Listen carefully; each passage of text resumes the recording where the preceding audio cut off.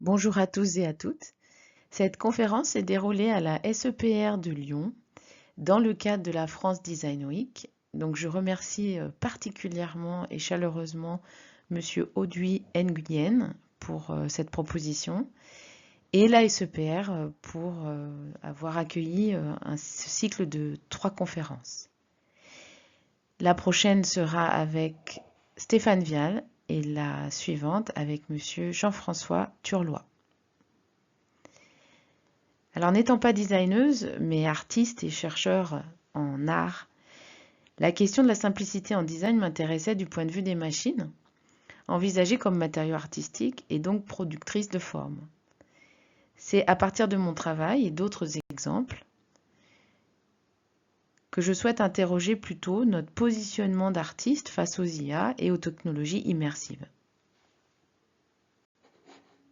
Il me semblait intéressant d'aborder le fait que ces machines médiatiques sont issues d'une série d'inventions successives depuis le XIXe siècle qui ont permis d'acquérir, entre autres, mais qui sont très utiles pour comprendre les machines d'aujourd'hui, l'automatisation, la codification et la mobilité de l'information. Alors, ces machines dites aujourd'hui intelligentes, parce qu'elles supposent une forme de grande complexité auquel, semble-t-il, on ne peut pas avoir accès, nous proposent 2 points qui m'intéressent d'aborder aujourd'hui. D'abord, une simplification de notre relation à la machine, et puis ce sont des machines qui inventent une vision très simpliste du monde. Alors, la simplification de notre relation à la machine, elle vient du fait qu'on se déplace de moins en moins dans l'espace public, voiture, avion, fusée, mais également dans l'espace privé. On invente la télécommande du téléviseur, par exemple, et puis Alexa, Siri, et puis tous les objets connectés. On clique donc beaucoup. On a des voitures sans clé au supermarché et sur notre téléphone. Mais ce qui m'interroge, c'est qu'on ne sait jamais comment ça fonctionne et puis qu'est-ce qu'on alimente en cliquant. Et dans cette vision simpliste du monde qui est inventée par les machines, il y a 4 constats. Le premier, c'est que les algorithmes sur lesquels notamment fonctionnent les réseaux sociaux déterminent à notre place ce que l'on va voir. C'est-à-dire que ce que l'on voit est généré à partir de comment on regarde. C'est valable également pour la domotique, donc toutes les parcelles de notre vie privée. Ensuite, ces algorithmes vont réduire notre champ de vision du monde, puisqu'ils s'auto-alimentent d'une part, mais aussi diminuent totalement nos possibilités d'interaction neuronale, dont on a besoin d'ailleurs pour analyser une information. On a besoin de temps, on a besoin d'un contexte, on a besoin d'attention et surtout on a besoin d'une expérience corporelle à 360 et pas juste un cadre en 2D. Ensuite, nous produisons tous et toutes les mêmes designs. Indépendamment de notre culture, vous avez Instagram, TikTok, Canva ou OpenAI, pour ne citer que. C'est bien la machine qui impose, c'est bien la machine qui oriente, même si avec, on peut aussi faire développer une identité visuelle personnelle. Et enfin, tout est prévu en termes de design graphique, de format, de durée, de rythme, d'écriture algorithmique, pour développer cette consommation dopaminée et une dépendance à un système qui fonctionne en circuit fermé. Je vous renvoie, même si ça date de 2011, à l'excellent épisode numéro 2 de la saison 1 de Black Mirror, où cette boucle au mérite, justement, 15 millions de mérites, était extrêmement bien expliquée. Alors, dans l'épisode de Black Mirror, ce qui est extrêmement bien montré, c'est le circuit fermé dans lequel se retrouvent des jeunes adultes ou des adolescents, à savoir de devoir consommer en permanence de l'image pour essayer d'atteindre les 15 millions de mérites et passer devant un jury à la télé et dont on comprend à la fin de l'épisode que les 2 seules issues d'arriver à ce sommet, c'est de passer de l'autre côté de la machine, soit du côté du pornographique, soit du côté de l'entertainment. Donc pour que ça fonctionne, vous doutez bien qu'il faut proposer une vision simpliste du monde, parce que si la vision est complexe, on va consommer moins d'informations. Alors cette réduction du cadre de vision, qui devient d'ailleurs un œilleton de surveillance, hein, je vous renvoie à X, et qui reproduit et fabrique aussi des modèles de pensée. Je vous renvoie aux biais racisés et genrés algorithmiques, ou ceux par exemple des entraînements des IA. Mais je vous rappelle quand même qu'à la base, c'est un mur. Je reprends le terme de Facebook, qui est le premier réseau social qui est arrivé en France. C'est un mur, donc il est opaque. C'est-à-dire que le tri algorithmique n'est pas accessible.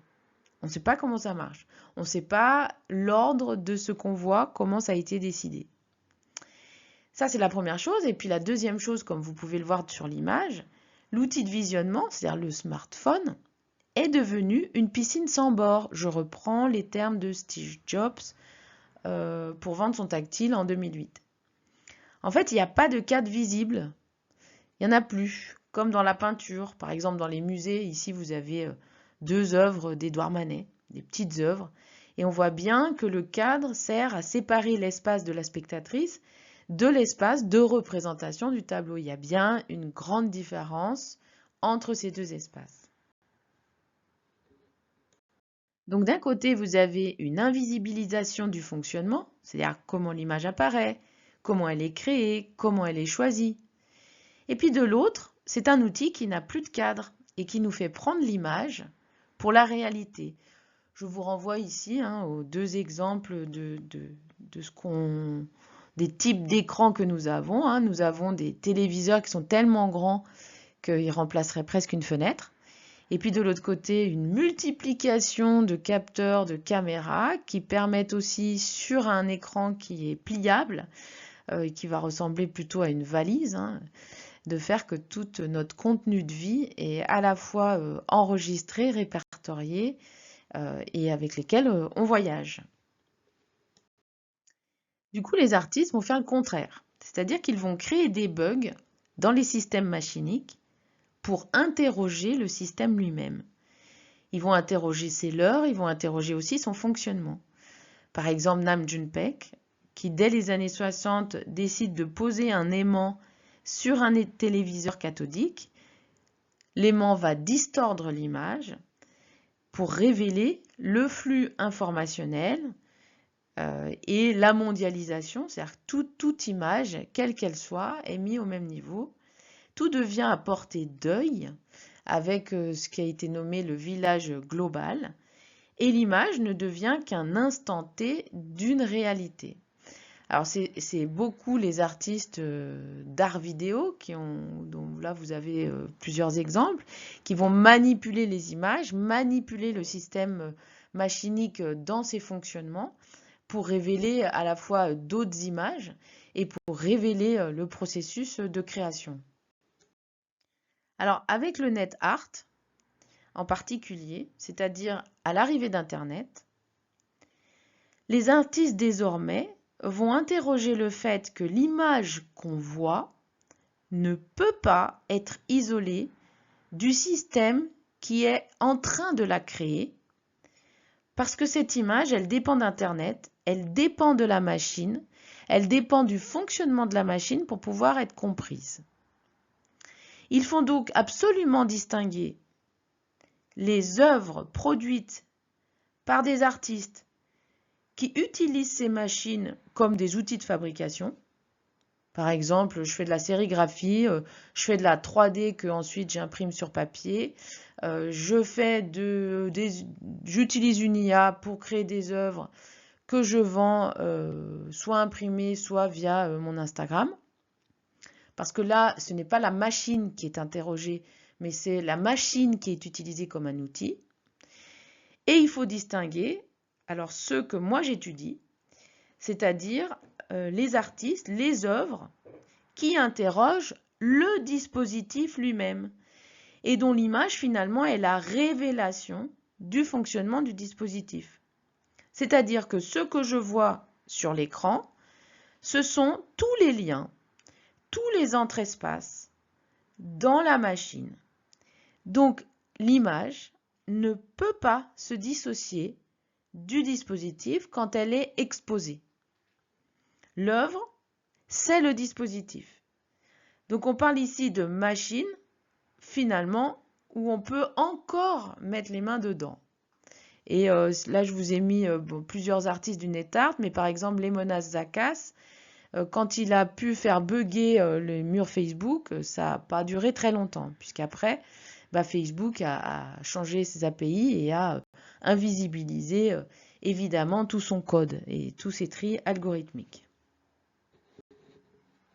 Alors, le changement aujourd'hui, c'est qu'on se retrouve face à des machines, les IA, la réalité virtuelle, la réalité augmentée, et puis nos téléphones par exemple, et puis même toute notre domotique qui est à la maison, même nos voitures, hein, qui incarne absolument le rêve le plus ultime qui réunit les deux constats que nous avons évoqués précédemment.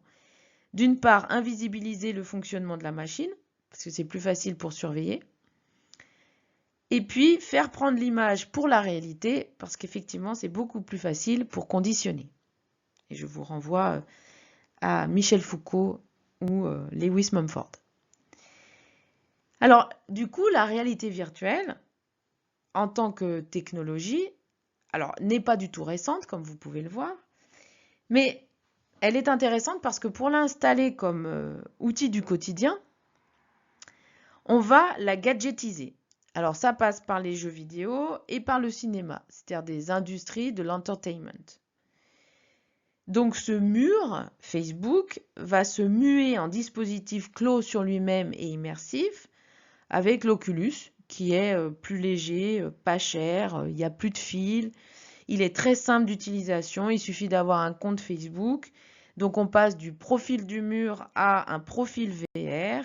Et l'idée, c'est de se diriger vers VRChat et Horizon, qui est le métaverse de Meta. Alors, ce qui est intéressant dans cette gadgetisation de l'objet casque réalité virtuelle, c'est que l'intérêt, c'est pas que ça se déploie auprès de tout le monde, mais c'est surtout que ça touche une partie des jeunes, en tout cas beaucoup de jeunes. On le voit d'ailleurs dans le Black Mirror. Et ce qui est intéressant de constater, c'est que les premiers artistes qui ont utilisé la réalité virtuelle dans les années 90 ou des systèmes immersifs s'inscrivent justement dans cette lignée du NetArt. À savoir que l'image qui est produite, qui est visible, interroge les spécificités de la machine. En l'occurrence, quand on passe par la VR par exemple, c'est l'imbrication de spécialités inédites avec une importance donnée au vivant, à ses particularités, à ses potentiels. Donc, par l'immersion, ces machines seraient peut-être un moyen de nous reconnecter à nos potentiels sensoriels. C'est avec le NetArt qui interrogeait Internet, son fonctionnement et ses leurres, et ses spécificités. Dès qu'on passe à des espaces immersifs avec des technologies complexes ou plus complexes, eh bien, d'un coup, c'est bien le corps humain, ses fragilités et ses reconnexions, ses connexions avec son environnement qui sont interrogées par les artistes. Donc Christa Sommerer ici et Laurent Mignonneau dans l'œuvre Introact qui a été exposée pour la première fois à la Biennale de Lyon 95, mais qui fait partie désormais de la collection permanente, donc on peut encore à Lyon tester au musée d'art contemporain.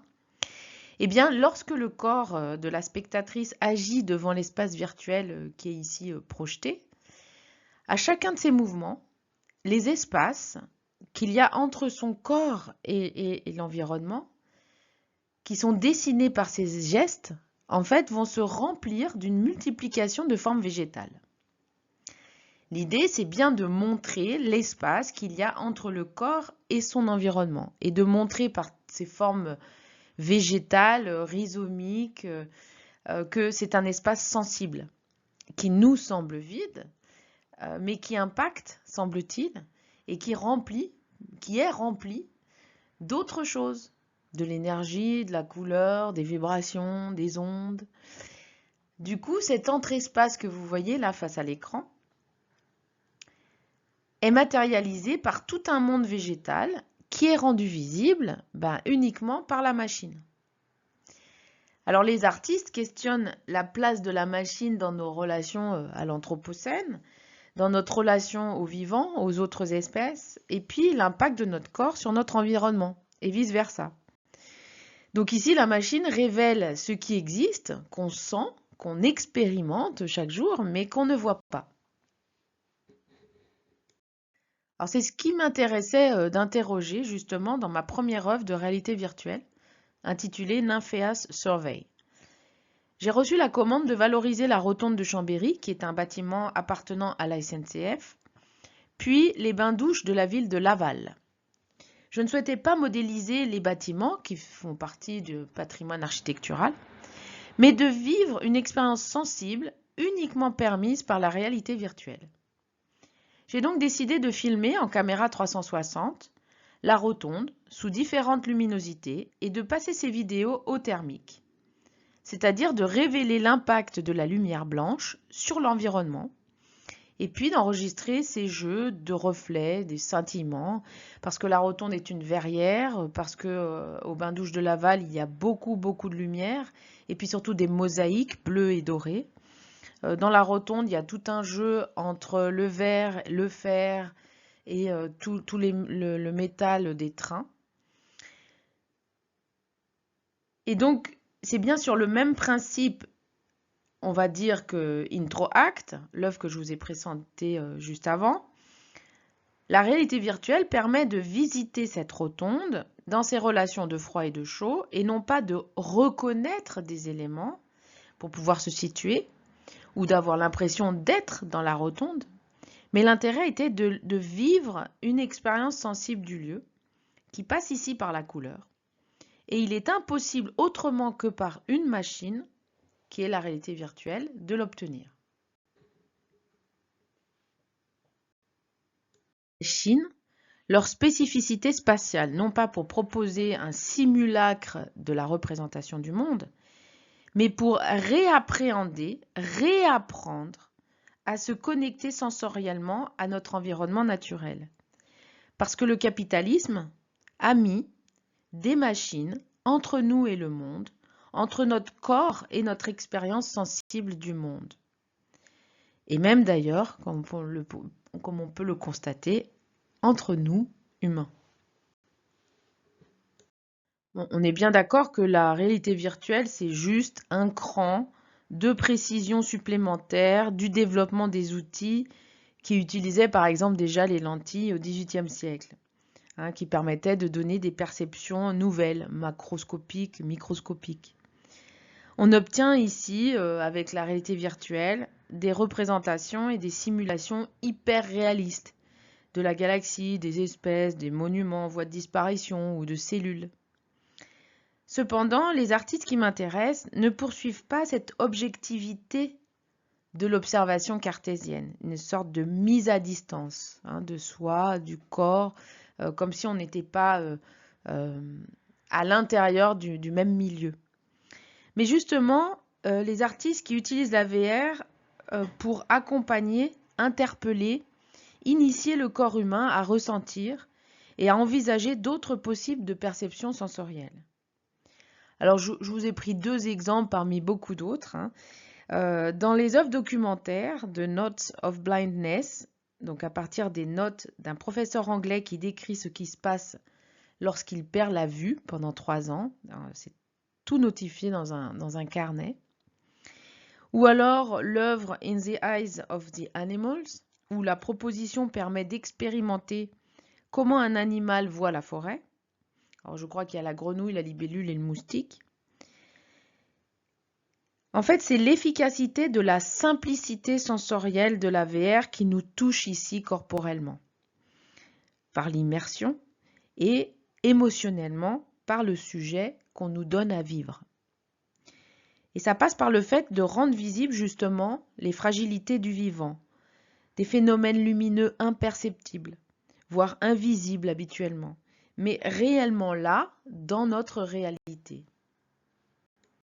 Alors dans son œuvre Ayahuasca, qui est un psychotrope chamanique, Yann Kounen, en 2019, mais elle a été exposée très récemment au Musée des Arts Premiers à Paris, il travaille avec des guérisseurs Shipibo d'Amazonie Alors, je crois qu'il a assisté à plus de 400 cérémonies chamaniques. C'est un milieu qu'il connaît très très bien, qu'il a expérimenté beaucoup. Et il a décidé de proposer une expérience en réalité virtuelle pour nous montrer ce que le chaman voit et vit lors d'une cérémonie. Yann Kounen écrit « Par la perception du réel élargi, par une autre façon de sentir le monde, c'est donc bien par le cinéma que je m'y suis intéressée. Je me suis dit que ce serait un beau réceptacle pour explorer ce sujet et c'est ce qui m'a amené sur le chemin des plantes. » Donc les dispositifs qu'on a actuels de réalité virtuelle, est-ce qu'ils ne permettraient pas de nous reconnecter à nos corps sensibles pour nous réapprendre à communiquer avec nos environnements par un système, par exemple, vibratoire énergétique? C'est cette initiation finalement que propose Yann Kounen dans Ayahuasca, c'est-à-dire que l'espace de réalité virtuelle devient une espèce d'interface qui rend visible ce que vit le chaman. C'est une interface entre les deux mondes que peut connecter assez facilement, plus facilement, les chamans. Et dans la préface de son livre qu'il a écrit l'année dernière avec Romuald Le Terrier, qui s'intitule Métaverse, Yann Kounen pose cette question. L'apparition du métaverse est-elle une finalité pour nous permettre un saut évolutif quant à notre rapport au réel et ainsi développer des outils capables de changer notre conscience, de nous éveiller à notre vraie nature? Parce que l'avantage de la réalité virtuelle, c'est qu'elle offre des multiplicités d'appréhension des espaces. On peut inverser, imbriquer et surtout traverser des entre-espaces. Elle permet de vivre, imaginer, expérimenter des possibles spatio-temporels inédits. C'est ce qu'explore justement une œuvre de réalité virtuelle qui me semble très importante, qui date des années 90, c'est Osmose de Charles Davis.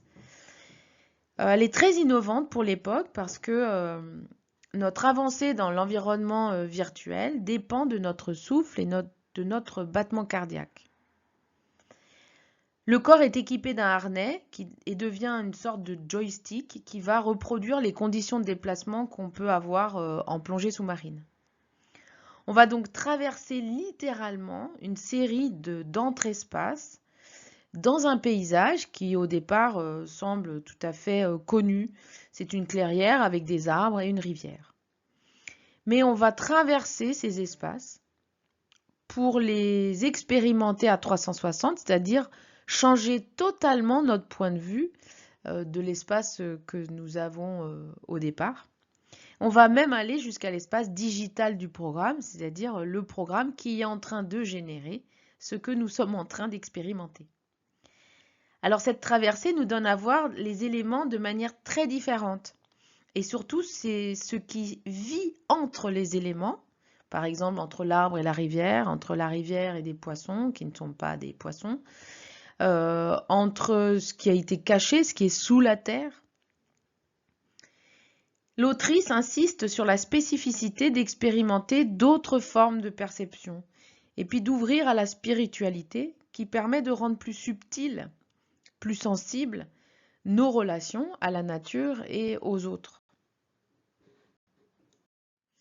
D'ailleurs, Mauro Montalti, qui a écrit le manifeste pour un théâtre électro-vibro-lumineux au début du XXe siècle, et où il a réalisé d'ailleurs une pièce où il n'y avait plus aucun acteur, mais que des systèmes machiniques, des jeux de lumière, des vibrations, etc., du courant électrique.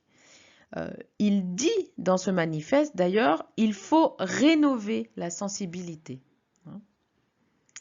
Alors avec mon collègue Gaëtan, le Coarer, qui est aussi chercheur en art, on a voulu explorer ces questions de spatialité, en particulier nos connexions au territoire.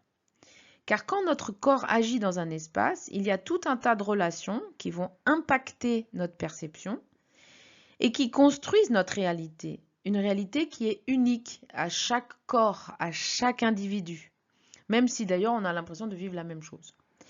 D'où le titre De Natura Erratum, qui est inspiré de De Rerum Natura, écrit très long poème écrit par Lucrèce, donc de la nature des choses, où ce qui l'intéressait c'était de révéler la nature du monde et des phénomènes naturels.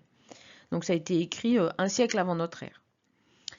Et donc De Natura Erratum propose une déambulation sur un paysage qui va se plisser, qui va se déformer en fonction de notre avancée dans l'espace virtuel et en fonction de nos mouvements, révélant un certain nombre de données sensibles comme la lumière, l'atmosphère ou les plantes, etc.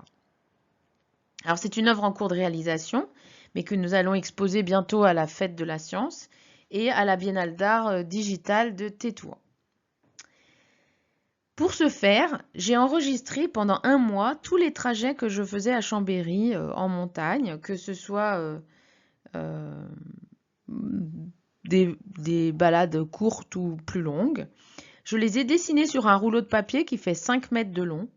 Ce rouleau représente des tracés géolocalisés de chemins d'un humain, sans indication d'échelle, de durée, de lieu et de temps. Donc dans la réalité virtuelle, le rouleau devient le sol et l'environnement change au fur et à mesure de nos gestes et de nos déplacements. Quand on avance, le paysage se plisse en fonction de la spectatrice et de toutes les données sensibles que j'ai pu enregistrer lors de mes déplacements. Alors ici, finalement, on crée notre réalité en recevant l'information, pas seulement en consommant des visibilités, mais en utilisant l'ensemble de nos sens, même ceux dont on ne parle jamais, comme l'intuition par exemple.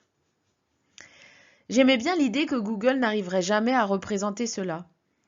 Il a beau scanner le monde entier, même sous les océans et parfois au-dessus du ciel, Google n'arrivera jamais à remplacer l'évidence de ce que vit le corps en expérience dans un territoire spécifique. C'est-à-dire que même si ces voitures, parce que comme si le monde se réduisait à une position dans une voiture, mais bon, je ne vais pas m'étendre là-dessus, même si ces voitures scannent tous les petits chemins des bergers de Sardaigne, de Kabylie ou des Andes, évidemment que jamais ça ne remplacera l'expérience in situ de ce que les bergers et bergères vernaculaires connaissent et utilisent. Ça leur permet aussi d'anticiper, de prévoir un danger par exemple, ce que pourra jamais proposer les voitures Google, si elles peuvent aller jusque-là d'ailleurs. Donc exploiter les spécificités de la réalité virtuelle pour nous permettre de réactiver des perceptions intuitives, subtiles, et de réapprendre en tant que corps humain vivant à nous reconnecter à notre environnement naturel par d'autres sens, c'est une autre manière sensible, sensorielle, d'envisager notre relation au monde et aux autres espèces. C'est aussi peut-être une autre manière d'envisager nos corps ou nos possibles perceptifs corporels. Alors nous avons vu comment les artistes interrogent l'invisibilisation du fonctionnement dans cette simplification de notre relation à la machine. Nous allons aborder désormais l'idée d'une vision simpliste du monde, en passant par le fait de nous faire prendre l'image pour la réalité, des images qui sont produites par des machines, qui ne sont plus d'ailleurs des enregistrements du réel, produites par des machines qui n'ont d'ailleurs jamais vu d'image. Et pour que cela fonctionne, dans un usage élargi et banalisé, il va falloir générer 2 phénomènes d'acclimatation. Le premier, c'est de changer les usages et le vocabulaire. Fini le mur, on dynamise, on individualise, on parle de feed, de flux, de for your page. Chacun a sa propre ligne éditoriale d'enchaînement narratif. Il faut se raconter, c'est le plus important. Et puis pour apporter plus de réalité, on est passé aux images en mouvement, donc les stories éphémères, les réels, les shorts sur YouTube, qui sont plus réels et spontanés que les vidéos, semble-t-il. Et puis TikTok qui a quand même le privilège absolu, que ces vidéos très courtes portent son nom, je t'envoie un TikTok. C'est-à-dire que l'usage de l'objet désigne la marque, comme par exemple frigidaire. Hein, on dit frigidaire et frigo, et ça c'est une marque. Donc le nom de l'entreprise désigne le format, la durée, le contenu, le style et l'état d'esprit. Donc on a à disposition des tas de temporalités différentes pour se raconter, pour être vu et à regarder. Donc c'est des formats qui sont très courts parce qu'on doit les consommer de manière compulsive. Et leur durée et le nombre d'interactions déterminent leur monétisation. Donc plus il y en a, plus c'est court, plus c'est vu, plus je gagne de l'argent. Donc pour que ça marche, il faut que le contenu soit vulgarisé. Ou qu'il n'y en ait même pas. Et c'est cette capacité à produire des visibilités qui est très lucratif. Alors j'aime beaucoup ce terme de visibilité que je reprends à Marie-Josée Monzin parce que comme toutes les images sont mises au même niveau, on n'est plus du tout dans la question de la représentation. On n'est plus non plus dans la question de l'image. Du coup, ce terme semble regrouper la quantité phénoménale de différents types d'images que nous consommons, malgré nous d'ailleurs aussi, chaque jour. Alors, le deuxième phénomène d'acclimatation, c'est d'introduire des IA. Donc, ce que les IA fabriquent en termes de contenu et ce que les algorithmes fabriquent en termes de visibilité, sont des images simples, efficaces à consommer, des leviers pour obtenir des émotions et des réactions immédiates. L'idée, c'est d'habituer l'humain à regarder des images qui n'ont aucune distinction de nature et de statut.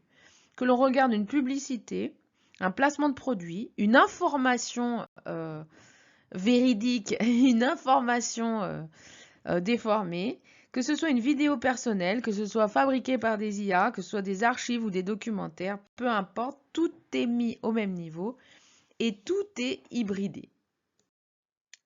Or, il semble tout de même que ce qui est produit par une IA ne soit pas classable comme image, et encore moins comme photographie. Donc ici, vous avez des images qui ont été faites par la version 5 de Midjourney. C'est une image où il est très difficile, puisque les personnes humaines sont loin de trouver des défauts, alors il y en a un petit peu, et qui pourraient tout à fait se mélanger dans des flux, dans des feeds, sans qu'on remette en question l'authenticité de cette image. Voilà, de la même manière pour ces deux images qui vous sont présentées, à droite, hein, vous avez un exemple de ce qui est possible aujourd'hui de produire sans savoir programmer sur Unreal Engine, notamment pour, par exemple, des jeux vidéo. Les décors entiers sont produits par une IA et sont extrêmement réalistes. Donc, dans certaines conditions, si on ne contextualise pas l'image, il va être très très compliqué de savoir si c'est produit par une IA ou pas.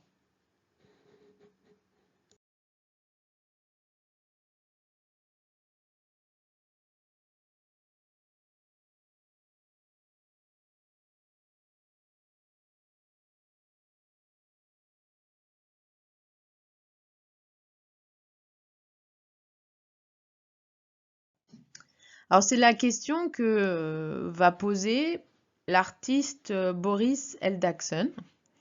C'est un artiste allemand qui vient de remporter en avril dernier le prestigieux prix du Sony World Photography dans la catégorie Creative Open grâce à son cliché intitulé Pseudomnesia, The Electrician.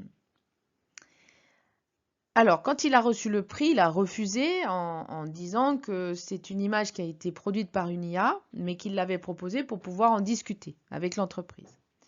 Évidemment, l'entreprise l'a très mal pris et ne l'a même pas invité à parler, à prendre la parole pour la remise des prix, alors que la question est très légitime. La question qu'on peut se poser ici également, c'est les critères d'évaluation pour décerner un prix de Sony. Parce qu'en fait, ce qui a séduit, c'est qu'effectivement, c'est une vieille photo, enfin en tout cas là, l'air, on voit des traces de lumière qui feraient référence à un négatif abîmé. C'est-à-dire que quand ils ont décerné le prix, ils ne se sont même pas posé la question du titre et ils ne se sont même pas posé la question de à quoi renvoie cette image. Même si c'était vraiment une image d'archive, à quoi elle renvoie. On repère assez vite, si on regarde quand même un peu plus spécifiquement, qu'il y a un souci avec les mains. Volontairement, ça a été fait parce que les IA ont des difficultés à reproduire les mains humaines correctement.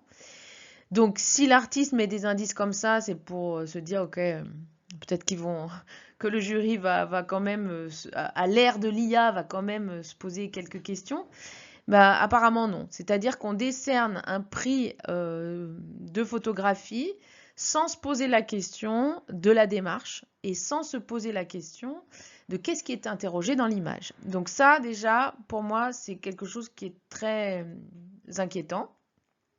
Ensuite, la question qui est posée ici, alors avec le rejet absolu de Sony, je vous invite à aller voir sur leur site et ils ont quand même laissé la parole pendant 1 heure, c'est une vidéo YouTube à l'artiste pour s'expliquer sur la démarche, enfin.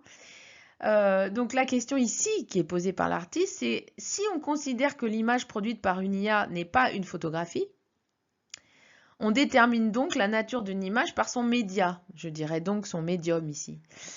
Or, avec Internet, avec le numérique, c'était déjà compliqué. Donc les IA apportent un degré de questionnement supplémentaire. Si ce n'est pas une photographie, c'est quoi? Et si ce n'est pas une image, qu'est-ce que c'est?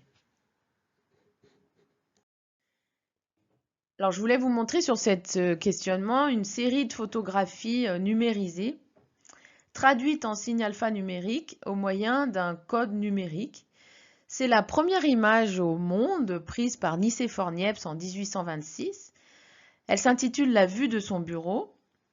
Et elle nécessitait un temps de pause présumé de 8 heures. Donc déjà, en termes d'objectivité de la photographie et en termes de réalité, c'est un peu compliqué parce que 8 heures ne correspond pas à un œil humain. Donc ici, on a plutôt un temps compressé qu'une photographie. Ensuite, Andreas Müller-Pohl, donc là je vous montre un seul exemple, mais c'est des séries de 8, et là c'est la version 3, va donc prendre l'original de cette photo, la scanner, et l'ensemble de cette image scannée, ça va apparaître sous forme d'informations qui sont contenues dans 7 millions d'octets, traduites ici par l'artiste en signe alphanumérique, qu'il va répartir sur 8 carrés.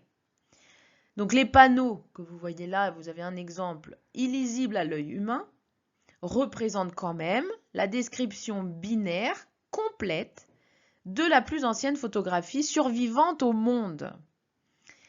Alors, quelle est du coup la nature de cette image? Et le temps de la représentation, comme il est dit sur son site, se transforme ainsi en représentation de l'information. Et pourtant, ici, ça n'a posé aucun problème. Il s'agit apparemment toujours d'une photographie. Andreas Müller-Pohl est toujours considéré comme un photographe. Et il n'y a pas de problème pour accepter l'idée que c'est une image. Donc sur leur site internet, Sony a fait apparaître le terme qui a émergé des réseaux sociaux, notamment promptographie. Et ils ont bien insisté pour dire que promptographie n'est pas de la photographie. Alors Claire Châtelet, elle a fait une série de paysages inconscients qui, je la cite, s'inscrivent dans une démarche photographique qui vise à matérialiser des images mentales qu'on peut produire nous-mêmes lors d'une insomnie. Il s'agit ici non seulement de créer des procédés techniques et des techniques de photographie analogique, mais également de faire de l'IA une sorte de machine défaillante. Parce que je vous rappelle que l'IA surtout là, elle utilise des prompts, donc c'est bien du text to image. L'IA est censée copier, voilà, exactement. Elle est plutôt dans la question de l'hyper-réalisme, puisqu'elle est censée copier la réalité.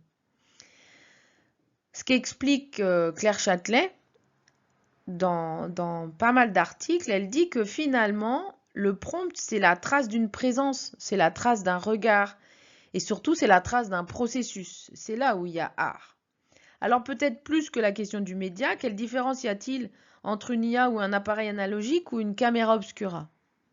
Parce que dans cette trace-là, Vermeer utilisait aussi déjà la caméra obscura, et déjà cette caméra avec ses lentilles avait laissé une trace dans la peinture, à la fois dans la perspective tronquée, dans le format de l'image, mais également dans des points de taches très épaisses de peinture qui normalement n'auraient pas dû se trouver là, mais qui se trouvent là parce que l'image elle est vue à travers une machine. Donc c'est bien la question des traces que la machine laisse dans l'image qui permet d'interroger l'image. Donc l'image ne peut pas se réduire, et encore moins avec Internet, avec la numérisation, puis avec l'IA, à des signes. Elle est désormais un dispositif, c'est-à-dire qu'on doit interroger, et c'est ce que ne fait pas Sony, on doit interroger l'ensemble des éléments qui ont permis non seulement de créer l'image, mais le moment où on la voit, parce que beaucoup d'images, on va les voir sur les réseaux. Donc les images des IA, qui ressemblent à la réalité, sont fabriquées par des machines sans référent à cette réalité. Et c'est peut-être ce qui va distinguer, à mon avis, l'IA de tous les autres supports médiatiques dont on a parlé. Sans référent à la réalité signifie que la machine n'a jamais eu l'expérience, on va dire, sensible de la réalité, hein, si on réduit à la définition d'une lentille par laquelle passe une lumière. Jusqu'à présent, l'image, c'était d'abord la restitution d'une expérience traversée par un corps, donc ça c'est pour l'humain, et liée à un appareillage doté d'une lentille dans lequel se traverse la lumière avec un support d'enregistrement. C'est ce qu'on a décidé d'interroger avec une IA que nous créons de toutes pièces et qui ne fonctionne pas avec du prompt, avec mon collègue Nicolas Mégy, qui est professeur des universités en informatique. Notre œuvre s'intitule Chromatopsie Forest parce que nous filmons des forêts et puis parce que la chromatopsie est un phénomène hallucinatoire où des couleurs ou des traces de couleurs apparaissent dans son environnement.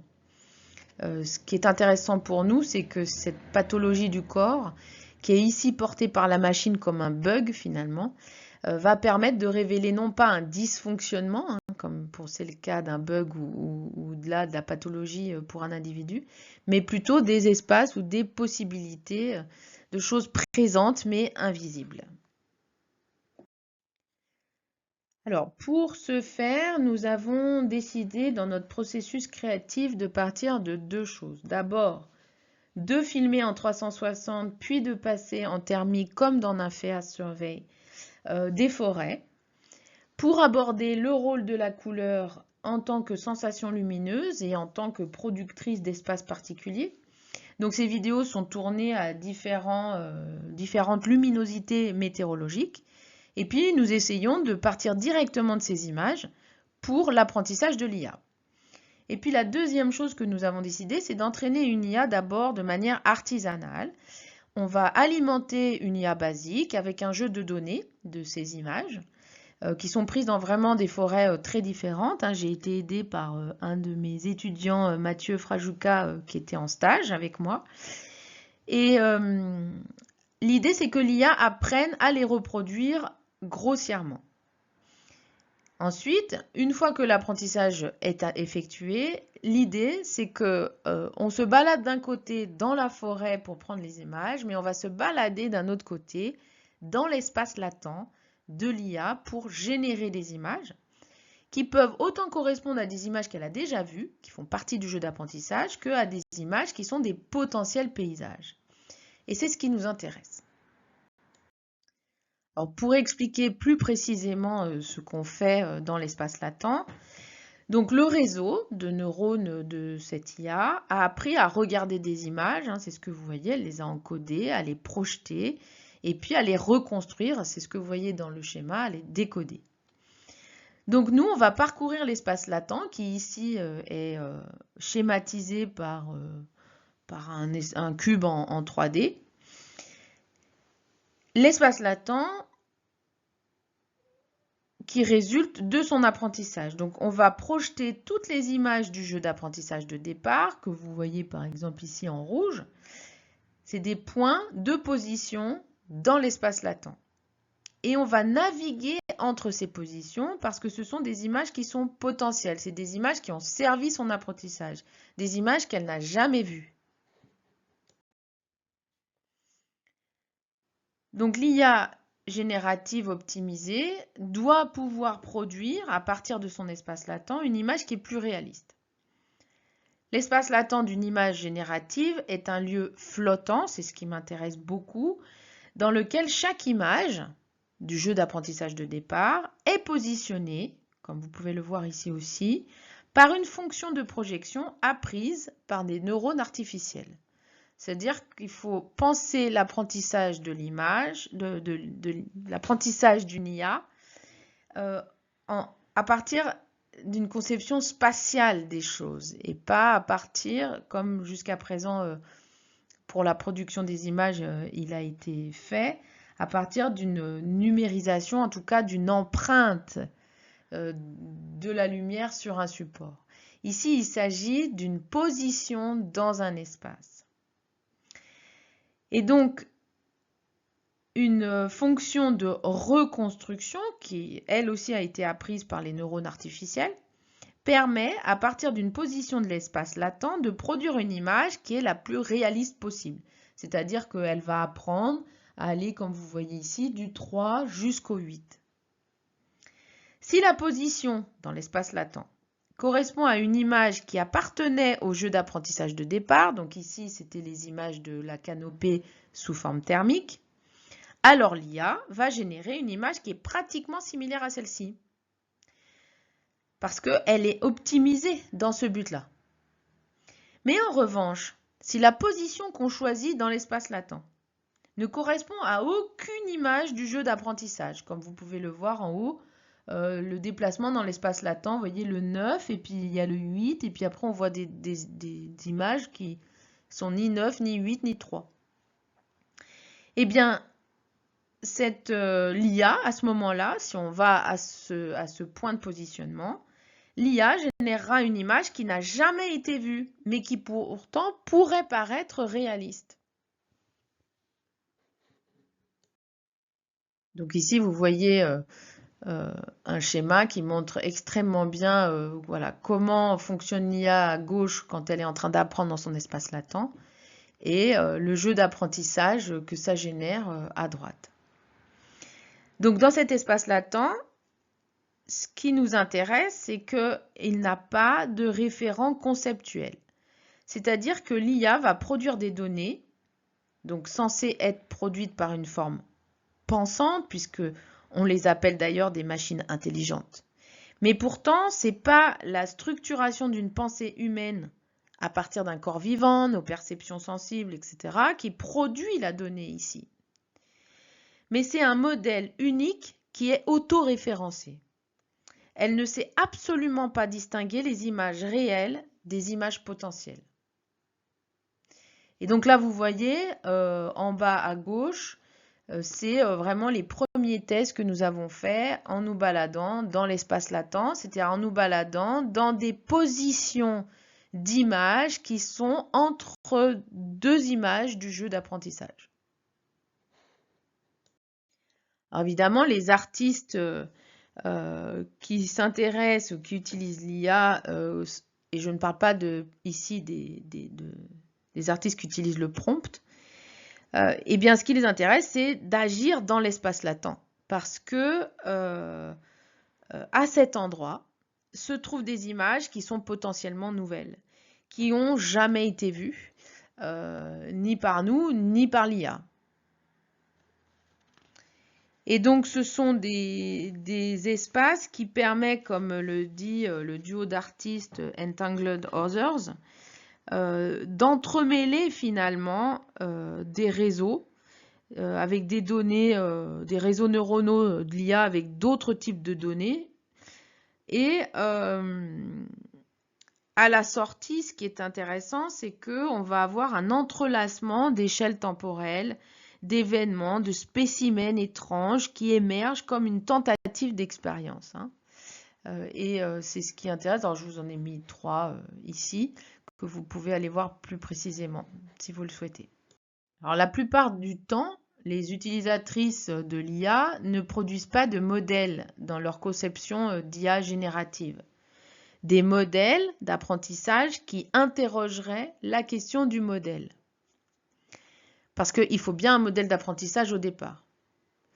Et ce qui serait vraiment très intéressant et très important, et je reprends la question posée d'abord par Philippe Boinard justement, c'est-à-dire, comme les IA n'ont pas expérimenté un monde par un corps, les IA imaginent un monde à partir des images que nous produisons de ce monde.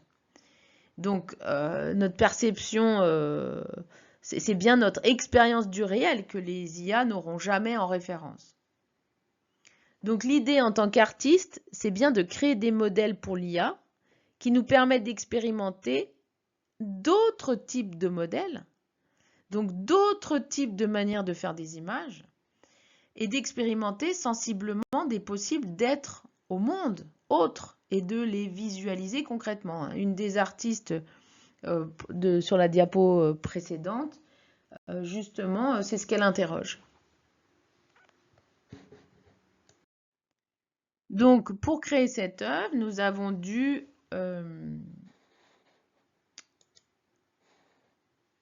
trouver la machine qui permettait de traduire au mieux cette expérience kinesthésique en expérience visuelle et sonore. Et c'est justement parce qu'il y a une caméra 360 qui enregistre en temps réel un taux de lumière particulier au moment de la prise de vue que finalement le thermique permet de rendre visibles toutes les variations colorées. Et ce qui nous permet, nous, d'interroger la question d'un paysage en mutation dans ses relations plutôt vibratoires, plutôt que dans ses relations de reconnaissance que c'est un arbre, une plante, un oiseau, comme d'ailleurs Osmose de Charles Davis.